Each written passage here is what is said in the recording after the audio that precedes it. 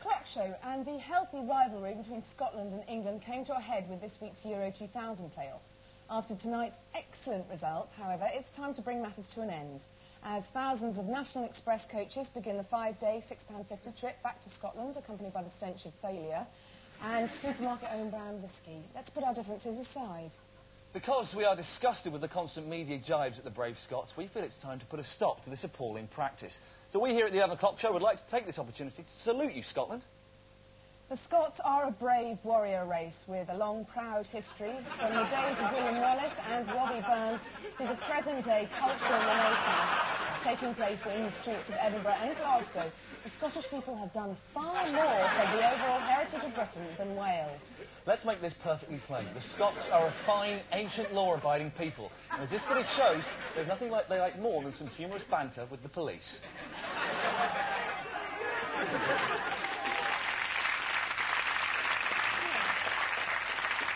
The Arts House charlatans shortlisted for this year's soon-to-be-announced Turner Prize are peddling photos, videos and filthy sheets. But is that art? Don't any of them own a paintbrush anymore? Well, here to make sense of it all is proper artist Tony Hart.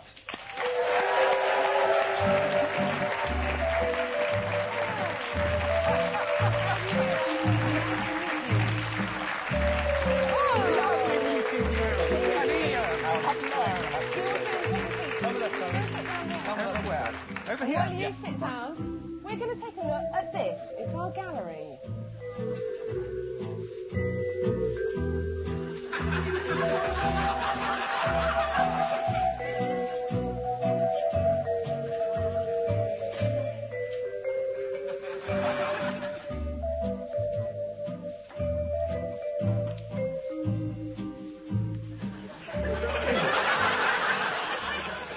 Tony, thank you very much for coming on. You are Britain's most famous artist. What do you think of Damien Hirst and Tracey Emin and the rest? Oh, Tracy. The bedwetter.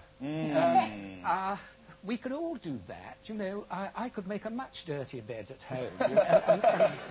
Did you ever send anything to the gallery? I did. Did you really? I did as well. You did? Oh, dear. Did you have someone who took out all the best stuff and didn't put it up? Because where was mine, Tony, to be honest with you? No. I drew a house. I can't remember your house, but... I did it with rulers, so it was very straight. I remember that much. Little Daisy Donovan, Little Daisy Donovan, wasn't that a picture of two cats? No, Did it was you a send? heart. It was at another house? It was a heart. Take a heart? I wasn't very original. Ah. I thought you were going to say I was excellent, but no, you got the wrong picture. No, I'll tell you this, if it helps. We were getting around between 6,000 and 10,000 pictures being sent in. A week? A week.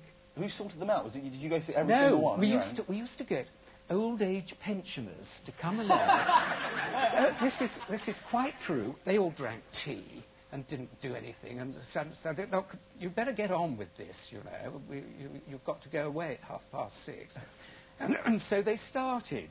And one old lady, you know, picked something off the floor and carefully opened it up and took out the picture. Here, Bert, come and have a look at this. And by the end of the day, they were going, rip, no, rip, no, maybe. Now, the young generation of British artists are well known for being controversial, but you've done some quite outrageous things with your motorway line painter. Here's one that they never actually showed on Vision On. I'm glad I couldn't see that. Now, do you resent all the attention that Morph gets? Because, without being rude, he's a bigger star than you. Well, he is, and, you know, I realised that about 3 years ago when there was a mini-series going out on television called Morph TV with Tony Hart. Finally, Tony, Morph is only appearing in your current series in the form of archive clips. And now, the reason for this, we can sadly reveal now. He's bruised up and born hard times. Ladies and gentlemen, Tony Hart! Thanks very much, Tony. Great fun. Daisy, if I said that you had a beautiful body, would you hold it against me? No. What you've seen there is an example of how people in the 90s are bad at flirting. No, just you. Daisy's made a report about it, and I've got to say, I reckon it's going to be really brilliant. Get off. A new report out claims that people in the 90s just don't know how to flirt. I've come to London to find out how serious the situation is. How often do you flirt? Oh, don't. Never? No, never, no. Not even if you've got a nice lady around? No. Come on. No, don't. Sometimes you do. No, don't, no. In your day, you know, you courted, a lady showed a bit of ankle, maybe if you were lucky, you fucked her. Not in my day, no. Is this flirting? No. And this? Yeah. If I was on the other side of the bar, up to you. I wouldn't be interested in that. You wouldn't be interested? No. What about if I helped it along by saying, you know, do you want to have a look at my furry monkey? No, I think that would be too close as well. What kind of things do they say? Well, I don't know, because I've never had a woman flirt with me. Do they say things like, you know, I don't know, take me, come on and fucking take me?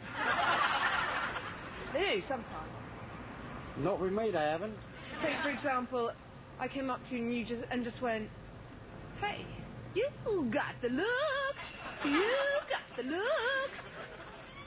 Well, but singing it, that's quite fun. All this and all that, you know, to me, is definitely not flirting. Okay. Oh dear, I dropped it. Don't worry, I will pick it up for you, dear. Sir Walter. Oh dear, I dropped it again. No. All right. I'll pick it up, shall I? Yes. Does that work? Very much so, yes. So there you have it. The people of Britain do know how to flirt, as little Duncan here proves it.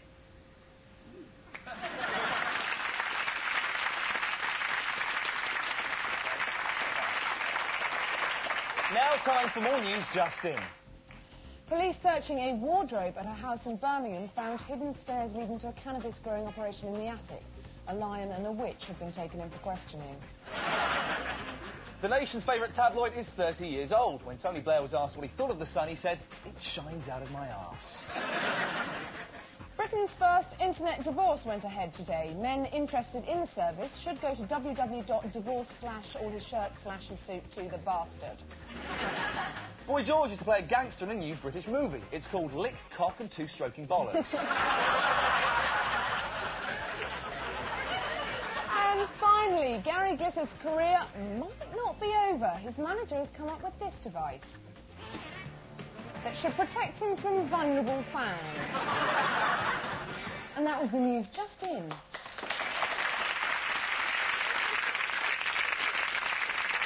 I want to ask you, where were you on the night of June the 12th, 1994? I don't know. Well, in that case, I put it to you that it was you who killed O.J. Simpson's wife, framing him by leaving a glove covered in his blood at the scene of the crime. No, because now I remember I was at the pictures watching Shawshank Redemption, which is actually a very good film. Shit, I thought I had you there. Only one man has come closer to the truth of the O.J. Simpson mystery than me, and that's Alan Dershowitz, his appeals defence lawyer. Now Ali G takes up the case for the prosecution. Hang on, Shawshank Redemption wasn't out then. Yeah, you don't stop. It goes out to the crew up top. That's it. Hear me now. Check this. If we was talking about representing, I is with the man who is the top representative in the world. I was talking with none other than Professor Alan Dershowitz. Him represented O.J. Simpson, him represented Tyson, and a whole load of other people. Now, the law is well important, isn't it? It certainly is. Imagine a system without law. Imagine what would it be like. It would be like living in the jungle. What is freedom of speech? Because that's an American thing, isn't it? It's the most important aspect of a democracy. What about if someone is, like, being annoying and going ding, ding, ding, ding, ding, ding, ding, ding? Would they have freedom of speech? No, they can't harass you. So what happens if someone cusses you and says, like, you was done skid marks in your pants and it had nothing to do with that? In fact, it was to do with you was just playing footy in the mud or whatever. Do they have the right to do that? No, you have the right to sue them if they make a false claim about you. So what is suing? Because we don't have that in England. Suing is when somebody has hurt you in some way. You can bring him into court and make him pay for the damages that you suffered. Can I sue you if you was murdered me? Well, you'd be dead, but your family could. What about if I was using a dodgy product and it has hurt me? Can I sue for that? Yeah, sure.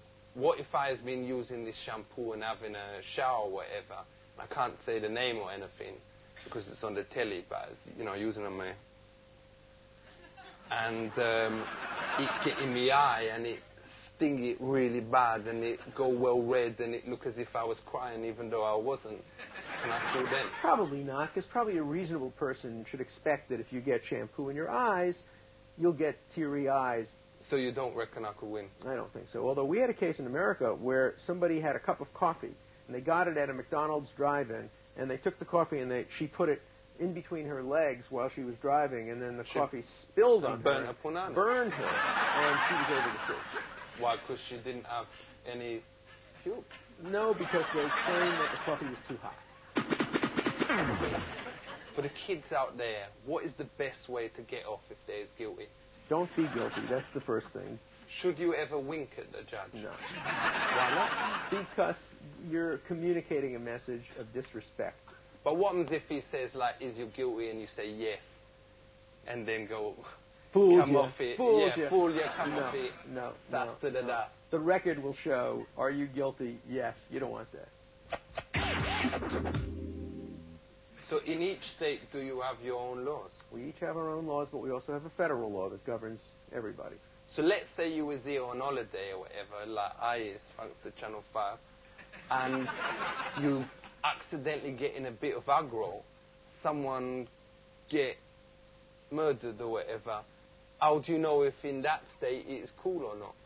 You have to know the laws of every state. What happens, for example, is every state has a different age of consent for having sex with somebody. In some states it's 17, some states it's 14, some states it's 18. In which state is it 14?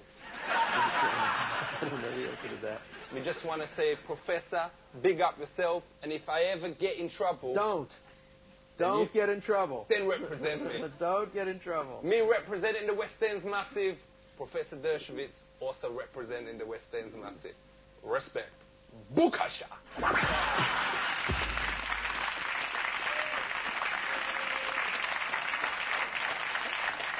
And now for more on the top story, we go over live to Ricky Gervais. Ricky, Go on.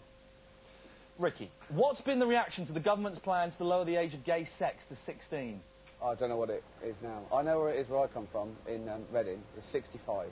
65? Yeah, no, it makes sense, see, because you can get married, yeah, and you can have a family, and then when the kids are grown up and the wife's died before you, hopefully, you can go straight down to Tino's, get a purple rinse and carry a poodle, and get down to Cemetery Junction and hang out there on a Saturday night. And it's good, because everyone feels sorry for them. They'll be going, oh, bless him, he turned a bit funny after his wife died. They don't realise you've been waiting for her to die for 35 years, so you can get out and get some serious cock. Right. So, now, Ricky, that's your views on the lowering of the age of consent, is it?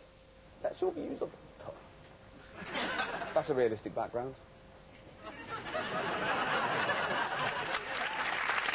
Tomorrow night, our special guest will be all-round funny fella Paul Whitehouse. But just before we go, the Chinese government denies that its state-funded panel beating industry is suffering from overmanning.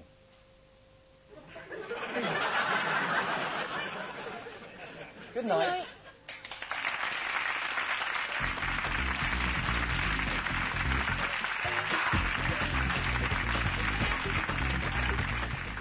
Tomorrow's 11 o'clock show is on at the later time of 11:35.